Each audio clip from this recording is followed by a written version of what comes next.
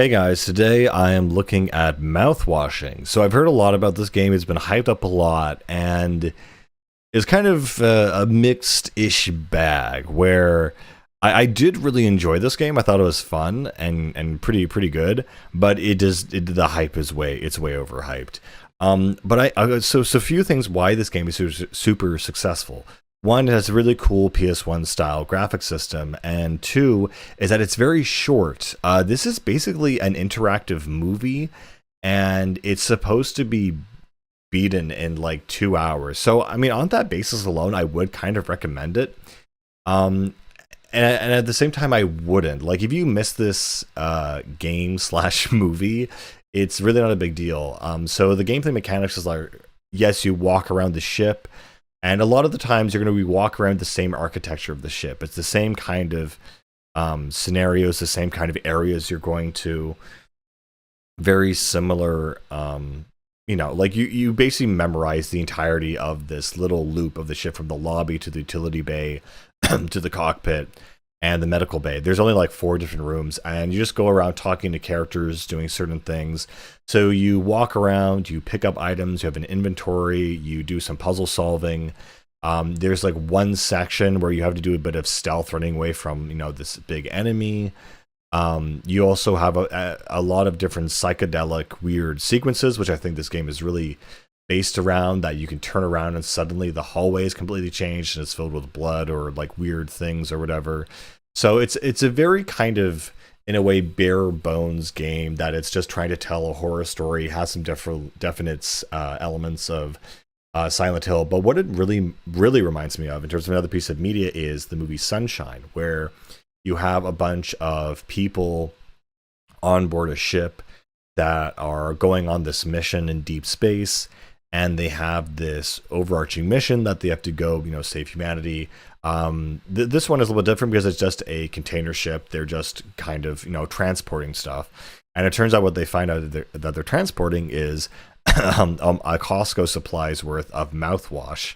And so that's when, the ship basically crashes on the way of the delivery, and they're basically stranded, and they need to survive for an unforeseeable amount of time, for months at an end, and they have no idea if someone is going to come pick them up. And just before this, and that's the whole human aspect to it, where there's different characters with different motivations.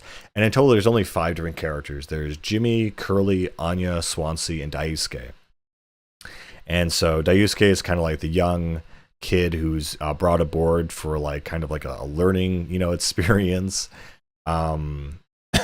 Curly is the ship's captain, who is kind of the big guy around. Anya is the ship's nurse, and so she's super kind of emotional and sensitive, and is kind of caught up in all this stuff. The Swansea, who's the old bastard kind of character. He's a curmudgeon. He hates how things are run. He wants to do things his own way. He's the first guy to decide, well, I'm going to take this mouthwash and find a way to turn it into alcohol, and then make a cocktail out of it.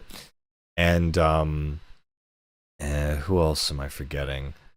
And Jimmy, the other character, who is kind of the main character. You swap between the perspectives of Curly and Jimmy, honestly, quite often. But Jimmy is kind of, I guess, technically the main character who, after the crash, Curly has been dramatically injured. And so Jimmy has to assume the role of captain, basically. And there's a whole kind of relationship dynamic between him, Curly, and Anya that ends up being the catalyst for the horrific events to occur.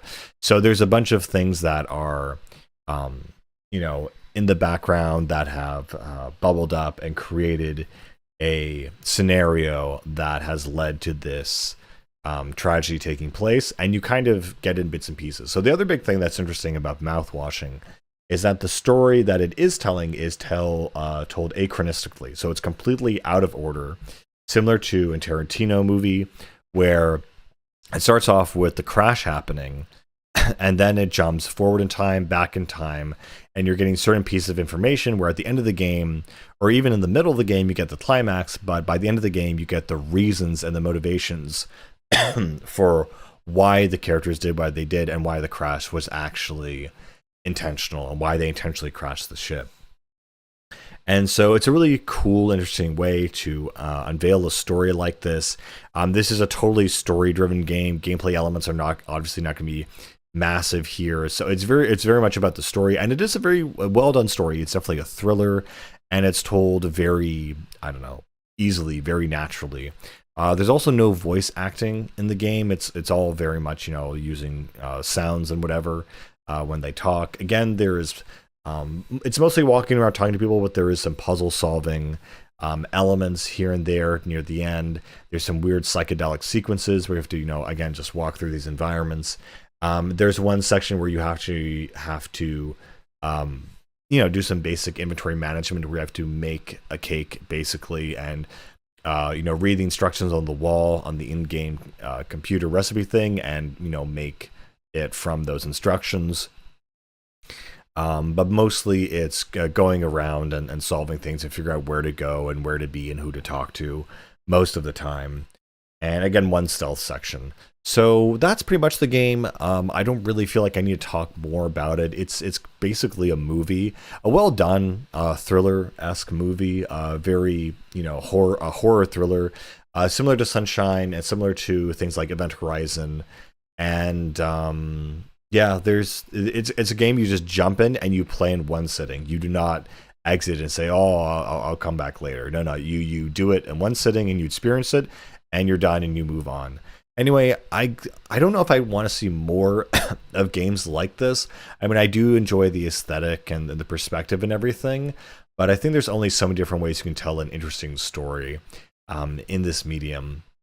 But I guess I appreciate it. I understand why this might have captured people's imaginations, because it was reasonably dark, but very interesting, abstract, and an interesting sense of motivation behind why the events took place, but nothing super unconventional, I guess. I just like how the way it's presented and the environments. They are fun to walk through. The only other thing that I maybe complain about is that I wish the mouthwash in the mouthwashing thing had a bigger emphasis in the story. It kind of it kind of becomes this one-off thing that's like, oh hey, it's this funny thing that it has one plot point. It's part of the ridiculous part of the game, and it takes up another plot point later, which leads to a big event happening.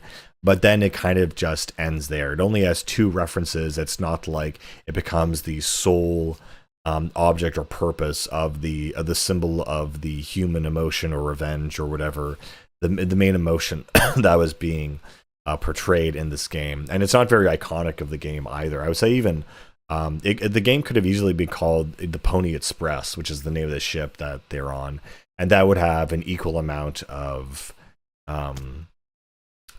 thematic insight, if you will. But anyway, that's pretty much it. I'd say it is worth a playthrough. It is definitely worth even watching. It definitely is horror themed, so there's that too for you're in the spooky month like October. But overall, I would say it's fine. It's okay, but nothing more than that. You'll play it once and probably forget about it and be like, oh, that was cool. So that's pretty much it. I'll see you guys later. Bye.